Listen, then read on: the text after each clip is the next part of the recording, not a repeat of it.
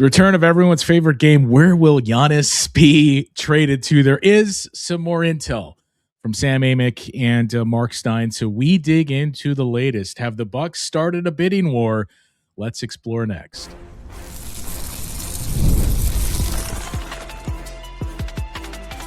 You are Locked On Bucks, your daily Milwaukee Bucks podcast, part of the Locked On Podcast Network, your team every day. Welcome into Locked On Bucks. I'm Justin Garcia, joined as always by Camille Davis. Today's show is brought to you by Game Time. Download the Game Time app, create an account, and use the code Locked On for $20 off your first purchase. Coming up today, there are more teams that are apparently willing to enter the Giannis sweepstakes. We have a little bit more detail coming to us from Sam Amick and Eric Nehm of The Athletic. Marc Stein had a little more as well. Have the Boston Celtics suddenly entered the conversation? So we'll dig through the latest there. Couple of updates on some rumblings around the Bucks with having potentially 2 picks, and this is one of these scenarios we explored a couple of days ago. Camille, I don't know if you saw this report that's out there. And then, of course, speaking of the draft, who is our latest cross-off for the week now, as we got one more full week of cross-offs before we get to the week of the draft. Less than 2 weeks away. But let's begin with the latest. No one is sick of this by now on Giannis and trades. And it started a couple days ago after game 4 on Bill Simmons' podcast, where after saying, the Celtics, it's been a yo-yo that I think the Celtics are in on Giannis. I think Giannis wants to go there. I think the Celtics are out. And now it's back to, I think the Celtics are back in and they're not playing possum. And more people have started to come out with this as well. Sam Amick kicked that around, Marc Stein in his reporting, and Jake Fisher as well. And before we get into what to believe and what not to believe, and look, if you want to, I'm not going to spend too much time on it. I know for those that are looking for refills to their prescription of hopium, there was the Giannis just liked this post about loyalty. I think there's a lot of calculation that's going on. And let's remember, we have not heard Giannis ask for a trade publicly. So I'm just going to file that away and say, okay, let's follow the breadcrumbs here. When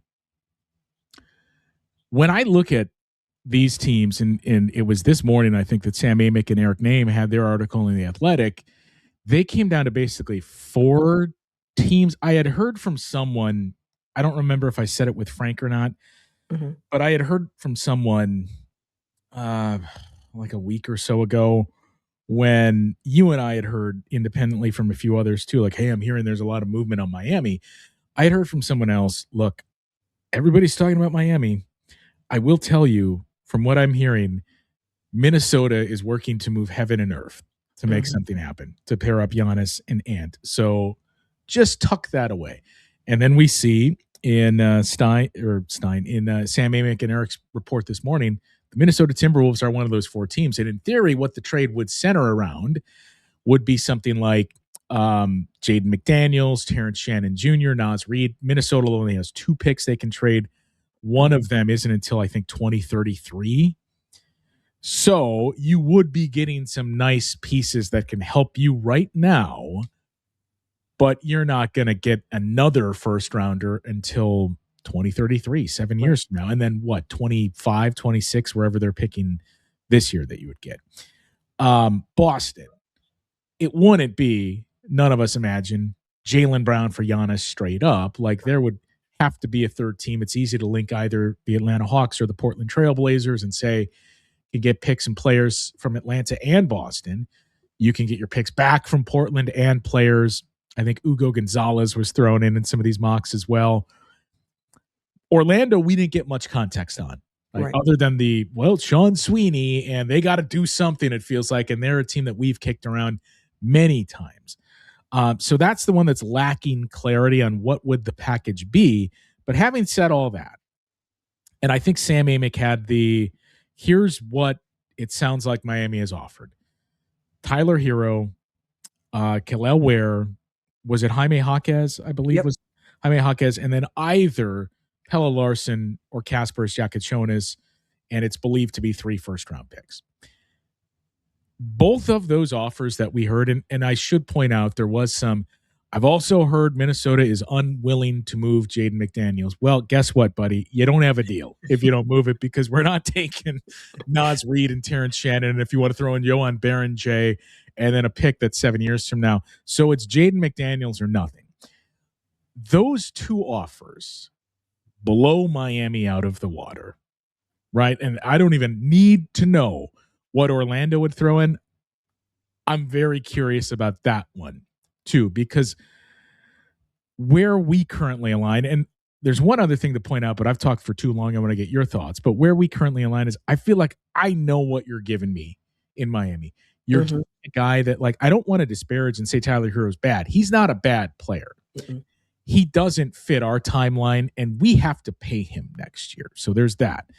The other guys, I am not nearly as high on as it seems like most other people, but they have also started to come down from the sounds of it, of like, well, yeah, I mean, you're getting rotational guys. And whether or not you're a firm believer in Kelel Ware, I am not to levels that I've heard with others.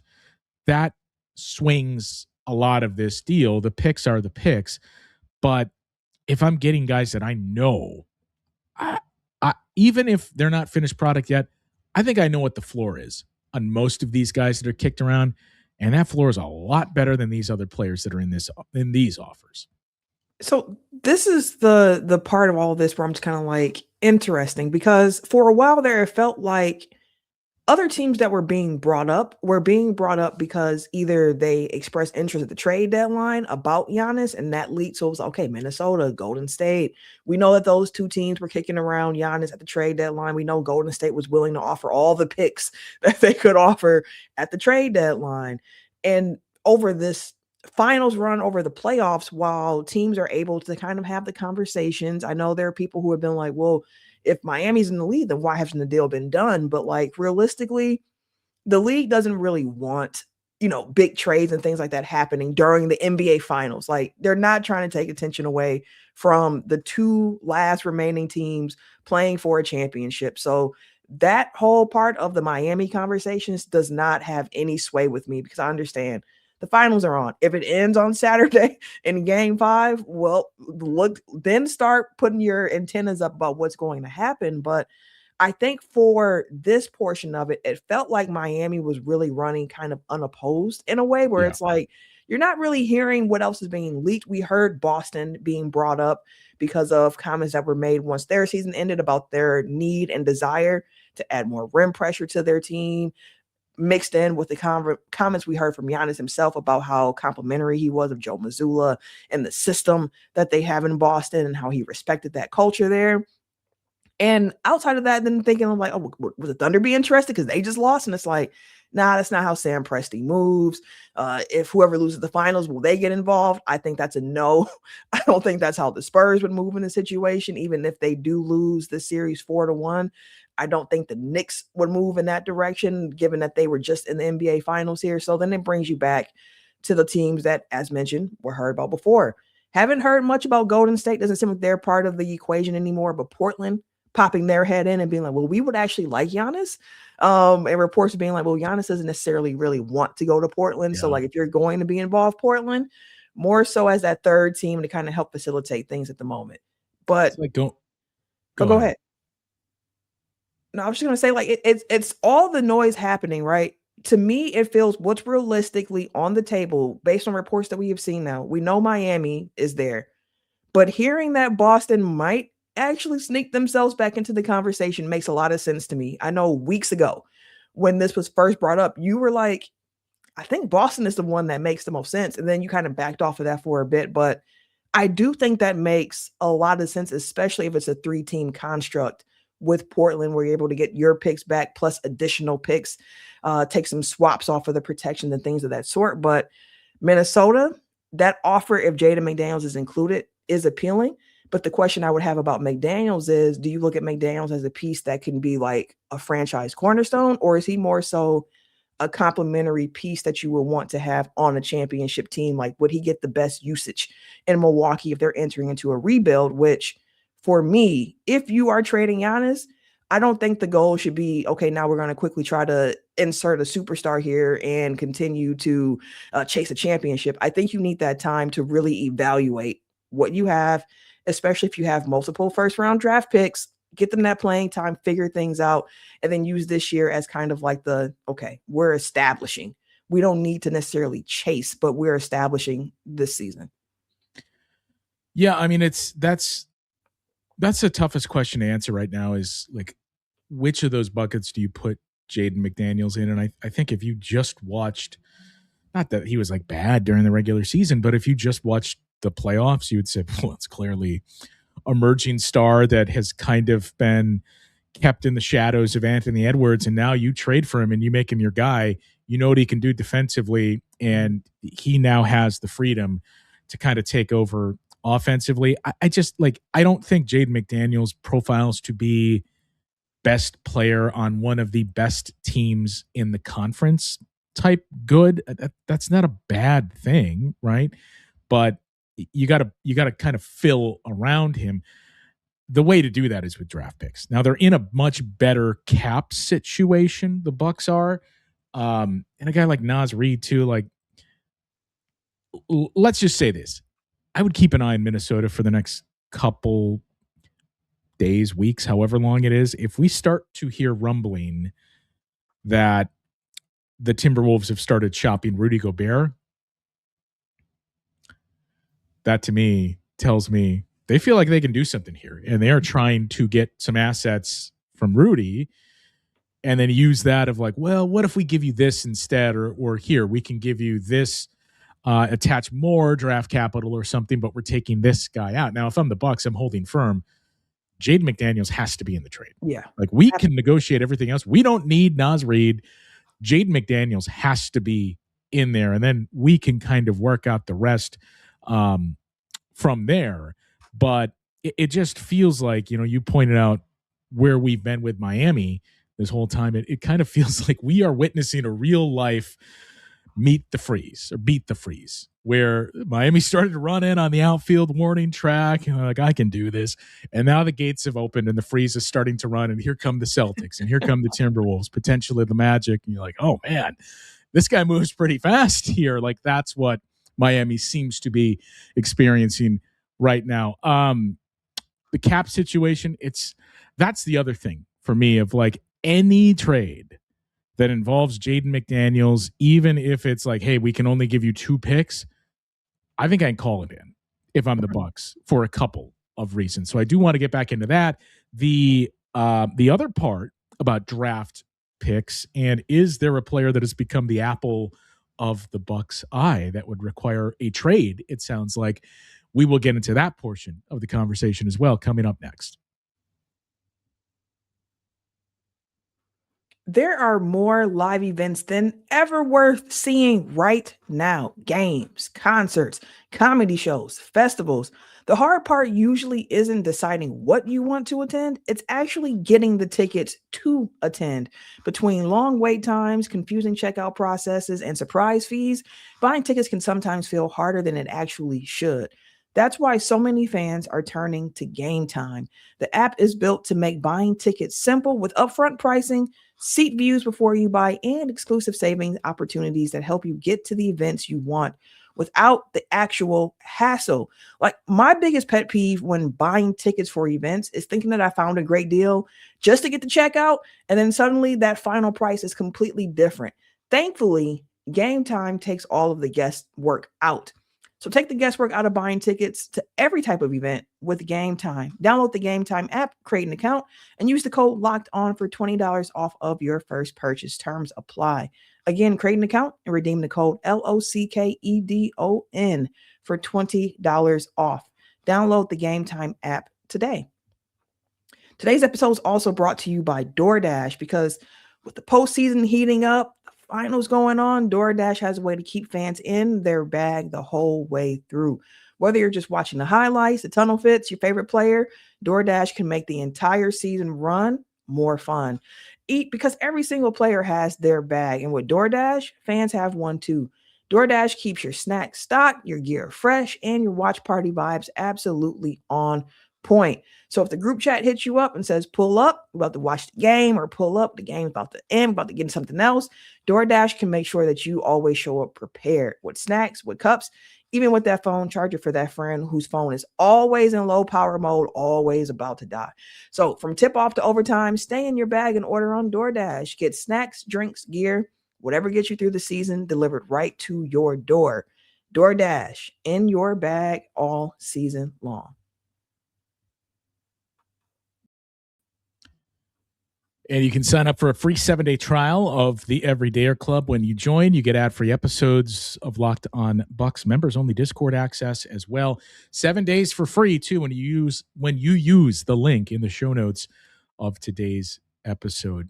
Jaden McDaniels, the last thing I'll say, because, again, like, we do need to point out that those names were linked or kicked around in Amick's article. He also said sources have indicated to me that Timberwolves officials or sources have, however it was worded, it wasn't a definitive he is not getting traded, but Timberwolves front office execs have seemed to indicate he is off limits, but we have heard that in the past and seen moves that have happened. Jaden McDaniels, though, will turn 26 just before the season begins, and he is under contract through the 28-29 season for a manageable amount, too, especially given what you saw in the playoffs. $26.2 million this year, $28 million next year in 27-28, and then $29.8 million in 28-30. So going into his, age 29 season is when you would then have to pay him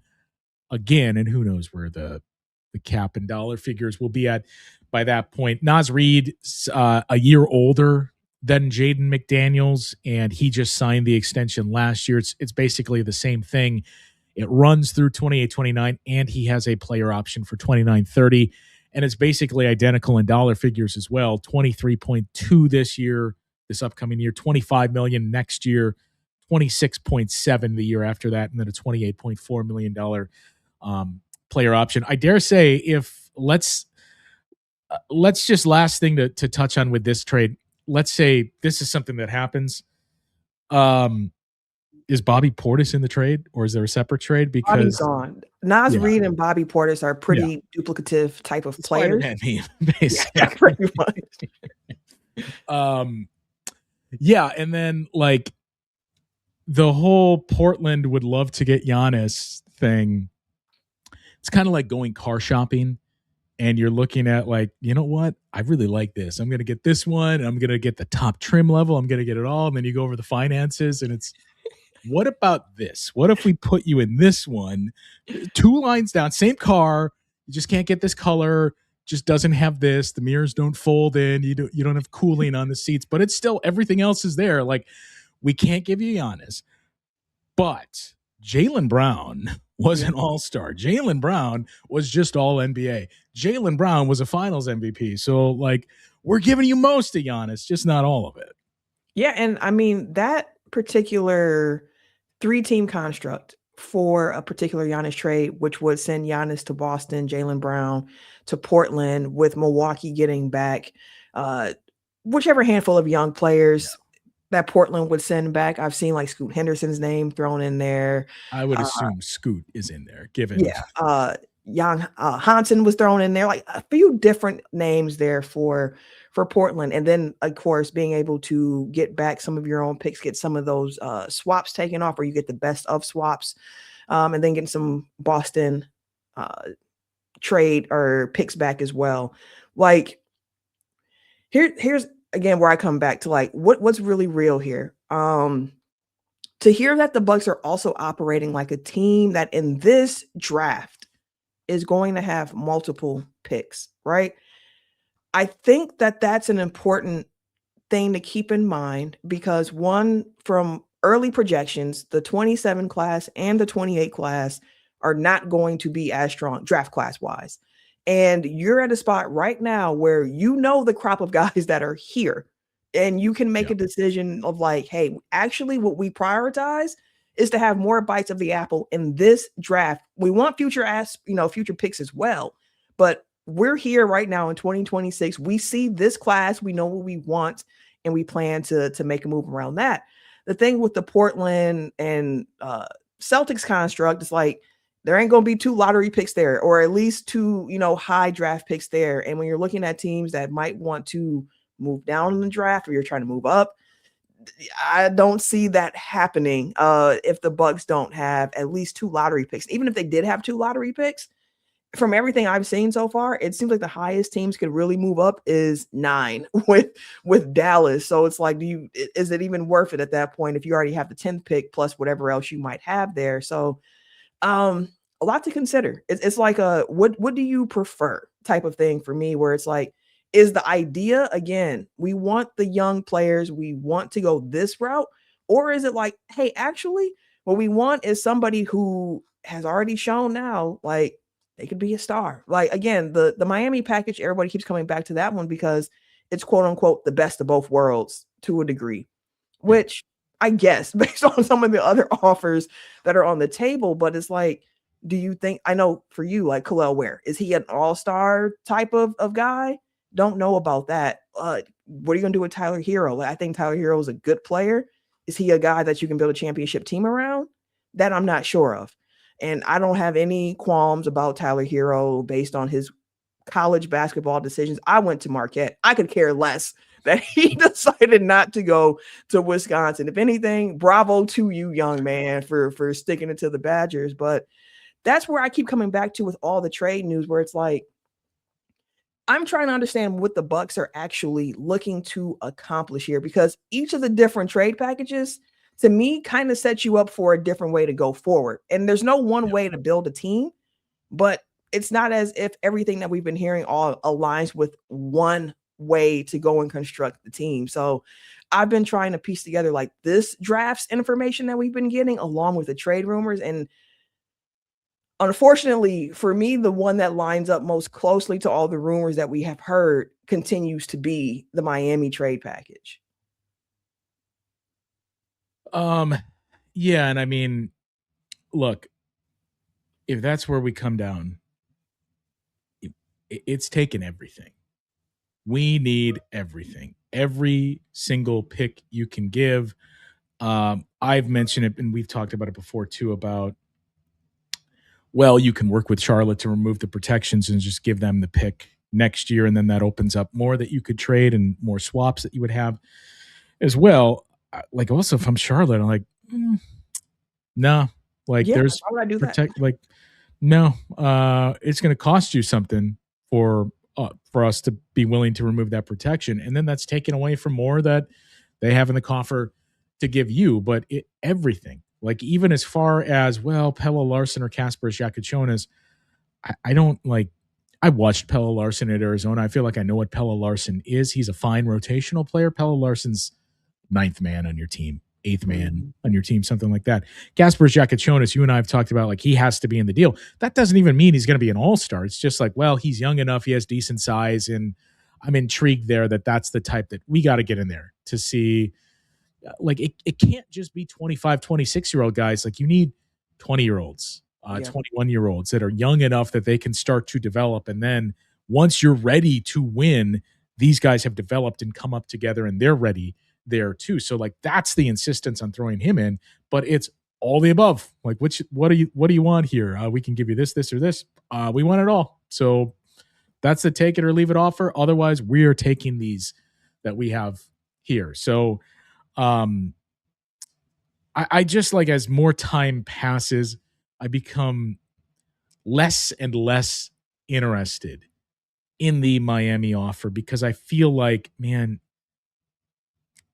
you better really get some lottery luck in the draft with this, because you're just adding rotational help otherwise with the deal.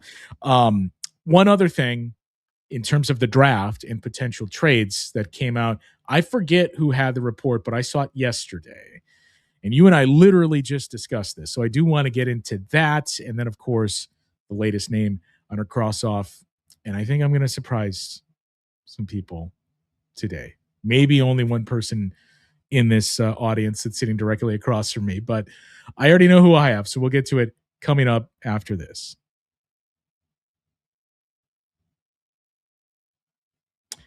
But first, before we get to that latest name, we have to tell you about our friends over at Reddit. You ever watch a game and think, man, I bet these fans are going insane right now? On Reddit, you're plugged into millions of fans who are just as hopeful, dramatic, analytical, and loyal as you are. Reddit is the app for authentic conversation about anything and everything. I have to be checking the Knicks subreddit after every single win in these playoffs because every single Knicks fan is going insane right now. 50 years since they've won an NBA title, and you know the reactions outside of MSG are insane. The ones inside, how much the tickets are going for. I got to know who they're embracing, who's a villain for them now. I got to know everything. It's because it's not just highlights. It's real conversations, different perspectives, and instant reactions as the game unfolds. They have the game threads so you can see reactions in the moment to certain things. It's the ultimate second screen, whether you're checking reactions, catching up on news, or just seeing how everyone else is feeling in the moment. Reddit is where real fans hang out. Download the Reddit app and dive into your favorite team or the Knicks for hot takes, fresh memes, and the group chat that really never sleeps. Download the Reddit app today. Now we talk to you about our friends over at Kalshi. We have started to reach the end of the run here in the NBA Finals and the playoffs. Most electric time in basketball on Kalshi. You can trade every single playoff game, every series, the conference finals, and the championship. Game 5 between the Knicks and the San Antonio Spurs, a day away from it. Right now, San Antonio Spurs just trading at 36% probability to beat the Knicks on their own home floor, meaning a $100 trade pays out $266 if they win. As the playoffs heat up, those numbers move in real time, and you can buy in or out at any time. On Kalshi, you're trading against peers in a live market, meaning there's no house, and as the probability changes, you can buy in and out of your position. For a limited time, download the Kalshi app and use the code LOCKEDON to get $10 when you trade 10. Kalshi, Kalshi. Trade on everything. 18 or older only. Restrictions and eligibility requirements apply. Event contract trading involves risk and may not be suitable for all investors. Prices, values, and available markets may differ from those mentioned. For more information, see kalshi.com/regulatory. The other trade talk really quickly here, and this is the other thing to point out, as you brought it up earlier in the show. There's this belief that the Bucks are operating as a team that could have 2 draft picks or will have 2 draft picks. And we have oftentimes gone to like, well, which 2 players does this mean they like? That's not necessarily the case. Like, well, how are you planning on getting this? Because we have 2 picks that we can trade you would be one of those. And that's what we heard come out yesterday. I think this was maybe Jake Fisher. I can't remember who had this one. But apparently, I'm still in the believe it when I see it. Apparently, the Bucks have grown enamored with Darius Acuff and the belief that this guy could be our next star. And we have seen him kind of sit around like 5 through 7 in a lot of these mocks. So would the Bucks have, let's say, 10 and 13 or 10 and something else, and say, we'll use this to move up to 5 and get Darius Acuff. I think you and I are aligned here. I would not really be in favor of that, just because I'm not trading 2 for 1 unless I'm getting into the top 4 in this draft. I also, why I say believe it when I see it, is given what we've seen from Taylor Jenkins and how we think he wants to coach this team, I struggle to see Darius Acuff fitting that system. Yeah, I do too. Unless you're able to find a way to construct that lineup around him where you can try to cover for his weaknesses. I point to, again, like the Knicks, when how they went out and got rangy wings to surround Jalen Brunson with. But again, that's on the day one thing. Like, you have to build into Not only got rangy wings, they got rangy wings, and somehow, I guess Karl Anthony Towns made a deal with the devil where he's now a good defender. Yeah, this playoff run, like, Cat's defense has been surprisingly good. But I think I wonder too, because it wasn't just Acuff who apparently they've been going to work. Like it's been Brown, it's been Wagler, it's been the guys who consensus wise are all projected to be off the board by the time the Bucks pick at 10. I think Flemings was also in there too, of like a guy who they've been sniffing around. But I do wonder more than anything. Let me rewind. I do believe that the Bucks would like to trade up. And I don't think the Bucks are alone in wanting to trade up. I think most teams, if they could, would like to trade up in this draft. So I don't think that's necessarily Bucks unique. But I do wonder if it's more so we don't know exactly what Brooklyn might do in this draft if they go and they draft Nate Ament or they draft Mara at 6 and kind of throw things off where maybe the Bucks are looking this intently because the hope is that, hey, maybe one of these guys actually falls into the range. And if anything, I'm with you. I would not use 2 draft picks to trade up if it's not in the top 4. I would rather just have 2 bites at the apple with guys that are projected around the range in the late lottery where the Bucks are at. So for me, when I saw the reports, I was like, kind of interesting. But I think personally, again, this is just a personal thought, opinion, that is more so we're doing our due diligence in case one of these guys falls. Hopefully, one of these guys falls to us where we're picking at. So, now to get to who one of those guys will not be. Yeah. This is going to affect some people here. Maybe only one. Oh. I am just reading the room here and the fact that I haven't really seen anything come up for this guy and linked to the Bucks or teams around the Bucks. Kind of feel like we're starting to see his play settle in the mid to high teens. Camille, just like Shawn Michaels said to Ric Flair before he super kicked him and retired him, I am picking Cameron Carr. Oh, really? Just break my heart into 2 real quick. Why don't you? I am not picking Cameron Carr. I'm holding out hope until. Well, you'd pick him, but you would not put him on the list. Exactly. I am going to go with the big man from Houston, Chris Sinak. I'm not even sure. His range at the moment seems like it's maybe in the 20s, yeah. But again, consensus is only consensus for everyone else outside. You just need one team to fall in love with a guy, but I don't think that's going to be the Milwaukee Bucks for Chris Sinak. Yeah, and the latest mock on Yahoo, Kevin O'Connor's yesterday, had Kingston Flemings to the Bucks. And I think last week, earlier in the week, it was still he had Nate Ament, right? No, he moved off Ament before because he thought Ament was going to go early to Brooklyn. Right. And he had Nate Ament going lower now. So Kingston Flemings was who he had for the Bucks in his latest mock. But look, we get it. You're over it. You don't want to hear any more of it. Unfortunately, there's not a whole lot else that's going on until we get to the draft. So we're going to continue to hear these stories about Giannis and potential trades.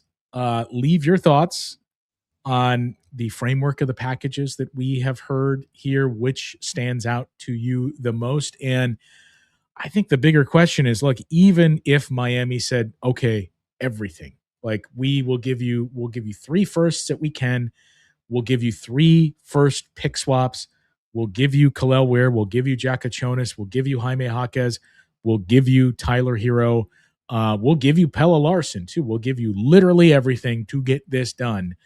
Does that trump a 3-team deal with Celtics picks and or players and Blazers giving you your picks back and more and players, or that Minnesota one? And again, Jaden McDaniels has to be in the trade. Otherwise, there's not enough there from Minnesota. But even if Miami gave you everything, is that enough compared to those 2? I'm curious to see the thoughts from the rest of the group here. That'll do it for today's show and for the week. Next week is our last full week before the NBA draft is here, June 23rd. So we will know June 22nd at the latest if the Bucks are making 2 first-round picks in that draft, and then we'll be able to really tackle things going forward. If you never miss an episode, the Everydayer Club is what's built for you. You get ad-free episodes of Locked on Bucks, plus members-only Discord access and more. And if you sign up now, you get a 7-day free trial when you use the link in the show notes of today's episode.